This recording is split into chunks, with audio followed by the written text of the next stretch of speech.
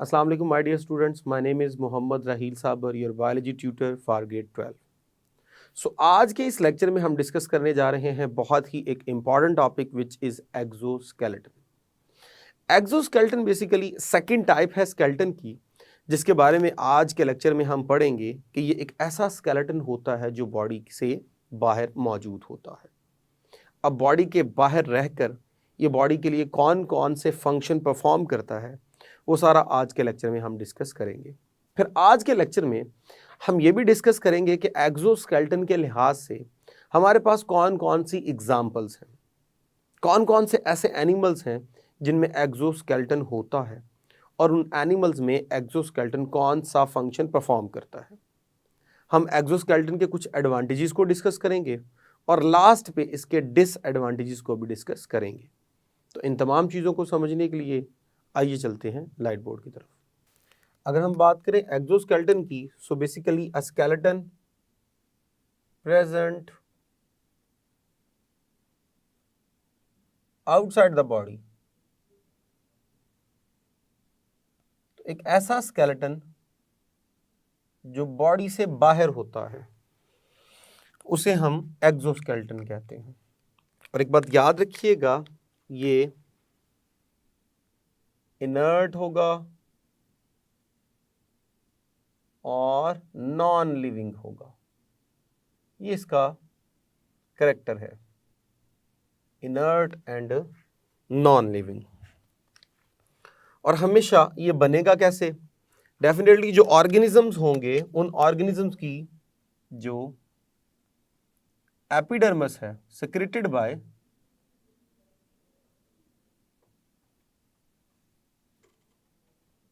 Epidermal tissues. सो जो epidermal tissues होंगे वो कुछ सिक्रीशंस पैदा करेंगे, कुछ केमिकल्स पैदा करेंगे। वो केमिकल्स बॉडी के बाहर आकर क्या करेंगे? कवरिंग बना लेंगे, जो कि स्केलेटन का क्या करेगी? काम करेगी। तो बॉडी में अगर स्केलेटन बॉडी से बाहर हो तो उसे हम क्या बोलते हैं? एक्सोस्केलेटन कहते हैं। ये जो एक्सोस्केलेटन होता है बहुत हार्ड होता है, इनर्ट होता है और नॉन लिविंग होता है। जब नॉन लिविंग है तो डेफिनेटली ये बॉडी के साइज के साथ साथ ग्रो नहीं करेगा। बना कैसे? हमने कहा बॉडी के जो आउटरमोस्ट लेयर होती है सेल्स की, उन्हें हम बोलते हैं एपिडर्मल टिश्यू। ये जो एपिडर्मल टिश्यूज होते हैं दे सिक्रीट स्पेसिफिक केमिकल्स, और ये जो केमिकल्स होते हैं they will join together to form a specific hard material, hard structure, जो कि क्या करेगा? बॉडी का स्केलेटन का काम करेगा। अगर हम बात करें एक्सोस्केलेटन की तो consist of two layer. So exoskeleton consist of two layers. अब वो दो लेयर्स कौन कौन सी हैं? एक हमारे पास होगी एपीक्यूटिकल और सेकंड को कहा जाता है प्रोक्यूटिकल। ये दो हमारे पास जो है वो लेयर होती हैं। अगर मैं बात करूं एपीक्यूटिकल की तो ये मेरे पास होगी आउटर लेयर,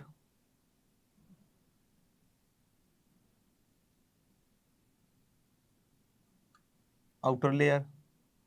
और जब मैं बात करूंगा प्रोक्यूटिकल की तो ये होगी इनर लेयर।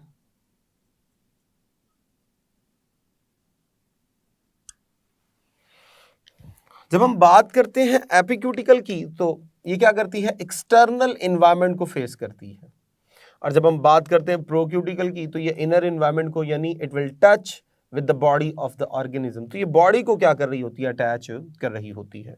तो हमारे पास जो एपीक्यूटिकल है, अगर विद रिस्पेक्ट टू कॉम्पोजिशन देखें तो ये लिपोप्रोटीन की और वैक्स की बनी होती है।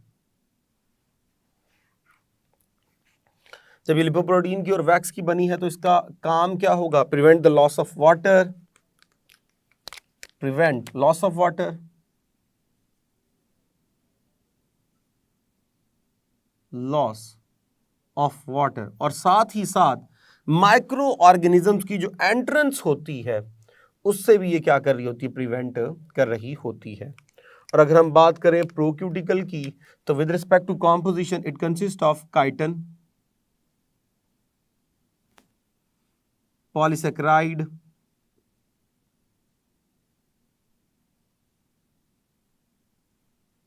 and many proteins.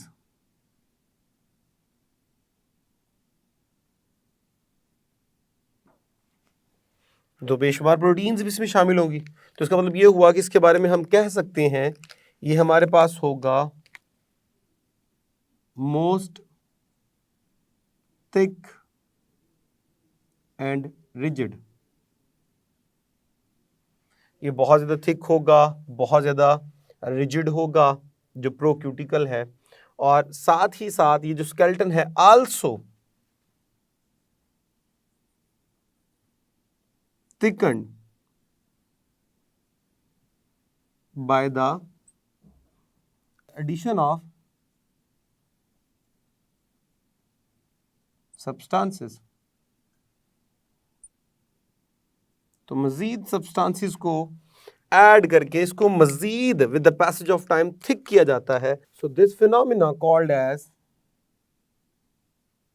स्क्लेरोटाइजेशन, जिसमें मजीद जो है वो थिक किया जाएगा by the addition of some substances, mostly chitin वगैरह ऐड करके, लिग्नन वगैरह ऐड करके, कैल्शियम कार्बोनेट वगैरह ऐड करके इसको मजीद जो है वो क्या किया जाता है, थिक किया जाता है। अगर हम एग्जाम्पल्स देखें तो हमारे पास एक्सोस्केलेटन में एग्जाम्पल्स के तौर पे दो मेजर एग्जाम्पल हैं। एक को हम कंसिडर करेंगे एज ए सिंपल एक्सोस्केलेटन के अंदर, और एक को हम डिस्कस करेंगे कॉम्प्लेक्स एक्सोस्केलेटन के अंदर। अगर हम सिंपल की एग्जाम्पल में आए तो वो है जी मोलस्क,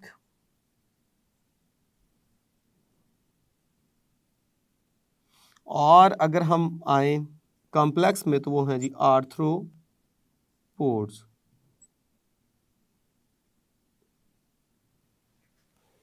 तो आइए जी हम बात करते हैं with respect to simple exoskeleton.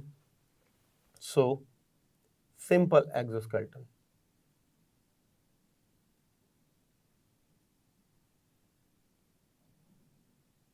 Simple exoskeleton, जब हम बात करते हैं सिंपल एक्सोस्केलेटन की तो उसकी एग्जाम्पल्स में हमारे पास जो है वो है मोलस्क,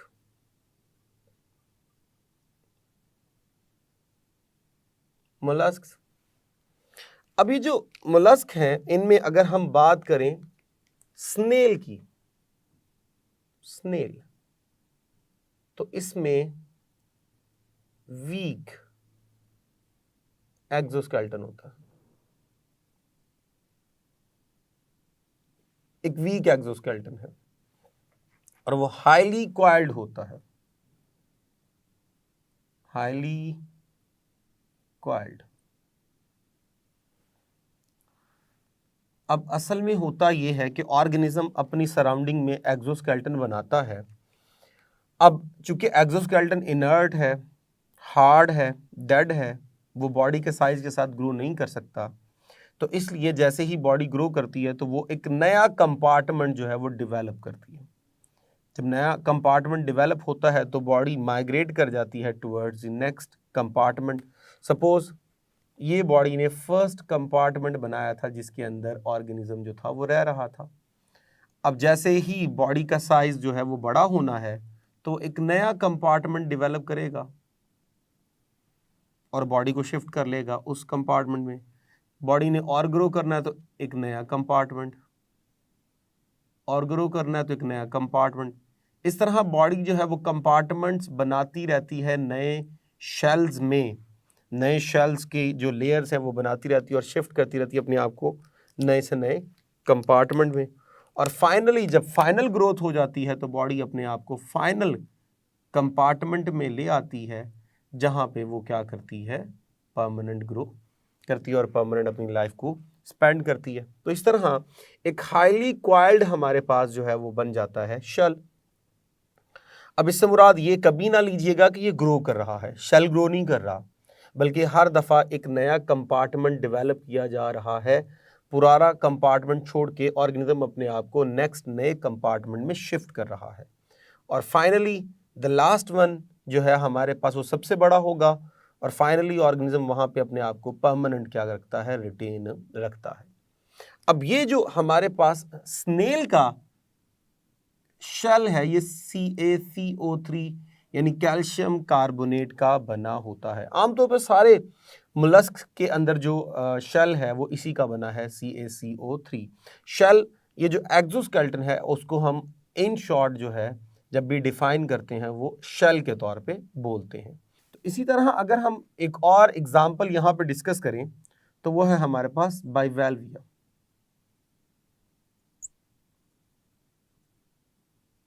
बाइवेल्विया जिन्हें हम आसान अल्फाज में सीप बोलते हैं, सिपियां। अब इनमें जो है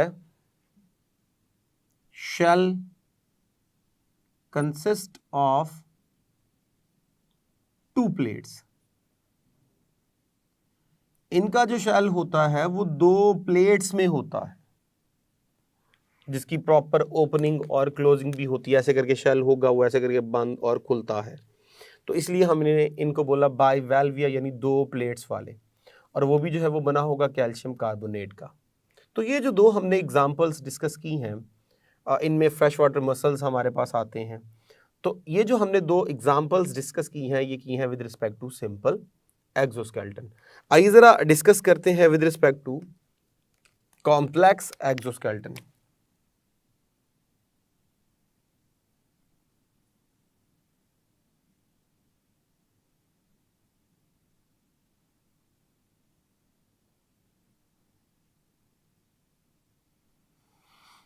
अब with respect to complex exoskeleton के लिहाज से देखें तो उसकी एग्जांपल हमारे पास है आर्थ्रोपोड्स, इंसेक्ट्स,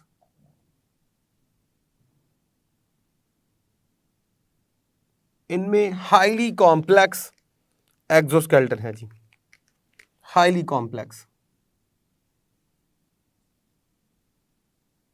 और ना सिर्फ हाईली कॉम्प्लेक्स है बल्कि well adapted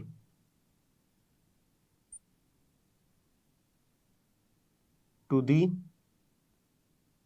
every kind of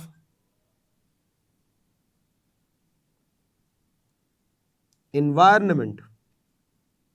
हर तरह के environment में ये बहुत ही वेल अडेप्टेड है, क्योंकि ये वाटर में भी रहते हैं, ये सॉइल में भी रहते हैं, इनमें से कुछ जो है वो हवा में भी उड़ते भी हैं। तो हर तरह के environment में ये बड़ा वेल जो है वो अडेप्टेड होता है। आखिर कौन कौन सी अडेप्टेशंस इनमें हैं, आइए जरा इनकी अडेप्टेशंस को देखते हैं।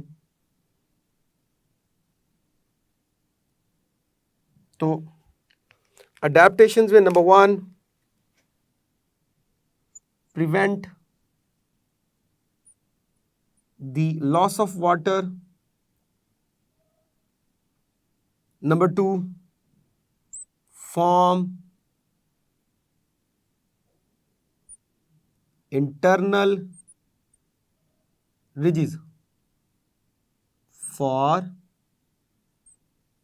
attachment of body। मिसाल के तौर पे सपोज कर लीजिए मैं कहता हूं ये मेरे पास बाहर जो है ये एक्सोस्केलेटन का एपिक्यूटिकल है,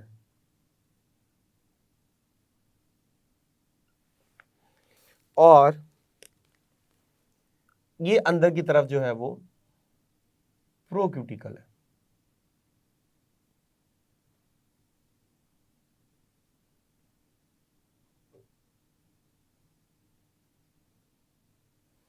तो चेक कर लीजिए ये जो प्रोक्यूटिकल है ये अंदर की तरफ कुछ रिजिस बना रहा है, कुछ एजिस बना रहा है। उन एजिस का फायदा क्या है, ये देखिए जी, ये मैं कहता हूं ये ऑर्गेनिज्म है, अंदर ये ऑर्गेनिज्म है। तो अब इन एजिस का फायदा ये है कि यहां से ऑर्गेनिज्म को पकड़ना उसके मसल्स को अटैच करना आसान हो जाएगा। ये लीजिए, तो अटैचमेंट में आसानी हो गई। तो इस तरह ये क्या करता है, इंटरनल रिजिस बनाता है, जिससे अटैचमेंट में आसानी हो जाती है। दूसरा, हमने पढ़ा जो आर्थ्रोपोड्स होते हैं उनकी जो लेग्स होती हैं वो हाईली जॉइंटेड होती हैं। सो क्या होगा, जो एक्सोस्केलेटन है सॉफ्ट होगा एट जॉइंट्स। तो जहां जहां जॉइंट आएगा वहां पे एक्सोस्केलेटन जो है वो क्या हो जाएगा, थोड़ा फ्लेक्सिबल हो जाएगा, सॉफ्ट हो जाएगा, ताकि जॉइंट आसानी से क्या कर सके, मूव कर सके। साथ ही साथ हैव सम सेंसिटिव स्ट्रक्चर्स। कुछ इसमें सेंसिटिव स्ट्रक्चर भी होते हैं जो किसी चीज को अटैच करने में, किसी चीज को डिटेक्ट करने में, टेम्परेचर को डिटेक्ट करने में, या किसी चीज के साथ जब अटैचमेंट हो तो उसको डिटेक्ट करने में आसानी से जो है वो इन्वॉल्व होते हैं। जैसे सेंसिला, जो इनमें जो है वो ब्रिस्टल्स की तरह के जो है वो छोटे छोटे जो है वो कांटे होते हैं इनकी बॉडी के ऊपर, इनके जो है वो आमतौर पे लेग्स के ऊपर, जो कि जो है वो सेंसरी स्ट्रक्चर वाला काम करते हैं, किसी भी बॉडी से अटैच करके उनका जो है वो उनकी मौजूदगी को जो है वो डिटेक्ट करना, टेम्परेचर को डिटेक्ट करना, ये तमाम चीज़ें जो है वो भी इनके एक्सोस्केलेटन में होगी। यानी इनका जो एक्सोस्केलेटन है उसमें कुछ सेंसिटिव स्ट्रक्चर्स भी होंगे जो कि एक्सटर्नल एनवायरनमेंट से डिफरेंट चीज़ों को क्या कर सकते हैं, सेंस कर सकते हैं। तो ये इनकी अच्छी खासी अडेप्टेशंस हैं जो कि हेल्प कर रही हैं इस एनवायरनमेंट में रहने में। लेकिन यहाँ पे इनका एक बहुत बड़ा डिसएडवांटेज भी है। तो आइए ज़रा अब इसके एक डिसएडवांटेज को भी डिस्कस करते हैं। सो डिसएडवांटेज,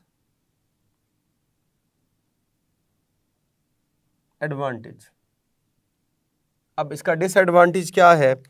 हाँ, एक और एडवांटेज भी हमारे जहन में इसका है, वो ये कि चूंकि ये हार्ड होता है तो कोई भी ऑर्गेनिज्म आके इसको सैलो नहीं कर सकता, निगल नहीं सकता, तो इस तरह ये प्रेडेटर से बच जाता है। तो ये कुछ अडेप्टेशंस थी और कुछ बेनिफिट्स थे जो कि एक्सोस्केलेटन के हैं इन इंसेक्ट्स या आर्थ्रोपोड्स। हाँ, अगर डिसएडवांटेज की बात करें तो डिसएडवांटेज में हमारे पास इसका जो सबसे बड़ा disadvantage, can not grow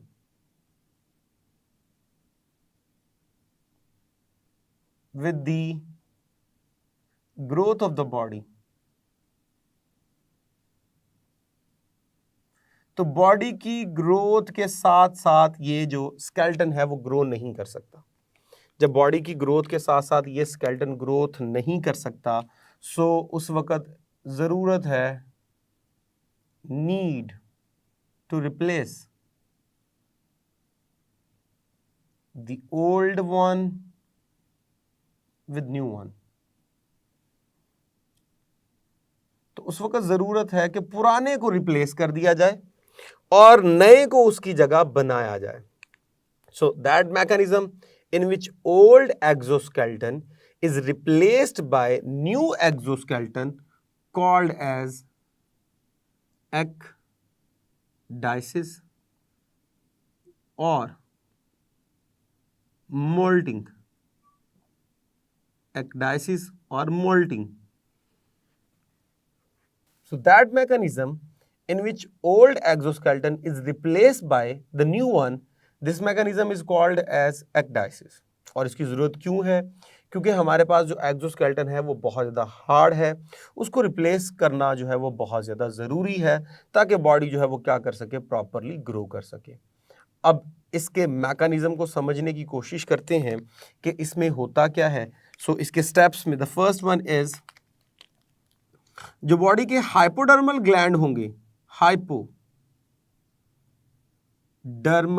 glands, वो क्या करते हैं, सिक्रीट करते हैं एक एंजाइम जिसे हम कहते हैं एक्डायसोन। एक्डायसोन रिलीज करते हैं जो कि क्या करेगा, विच डाइजेस्ट प्रोक्यूटिकल। तो क्या किया जाएगा, सिक्रीशंस पैदा की जाएंगी बाय हाइपोडर्मल ग्लैंड।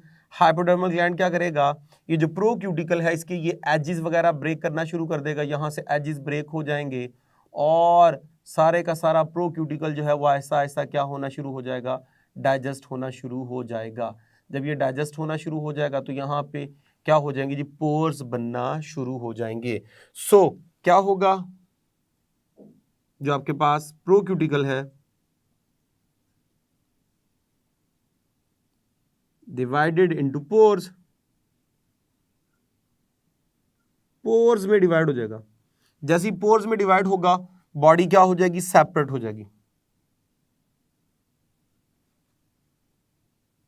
सेपरेटेड। अब उसके बाद क्या किया जाएगा, न्यू प्रोक्यूटिकल एंड एपिक्यूटिकल सेक्रेटेड। अब नया प्रोक्यूटिकल और एपिक्यूटिकल क्या किया जाएगा, सेक्रेट किया जाएगा। बॉडी सेपरेट हो गई, बाहर निकल आया ऑर्गेनिज्म और नया प्रोक्यूटिकल और एपिक्यूटिकल जो है वो सेक्रेट किया गया। लेकिन वो प्रो और एपिक्यूटिकल बहुत ज्यादा हार्ड नहीं होता, वो इलास्टिक होता है। अब बॉडी अपना साइज गेन करना शुरू करती है। अब जैसे ही एक स्पेसिफिक साइज अचीव हो जाता है तो एंड पे क्या किया जाता है, एंड पे किया जाता है हार्डनिंग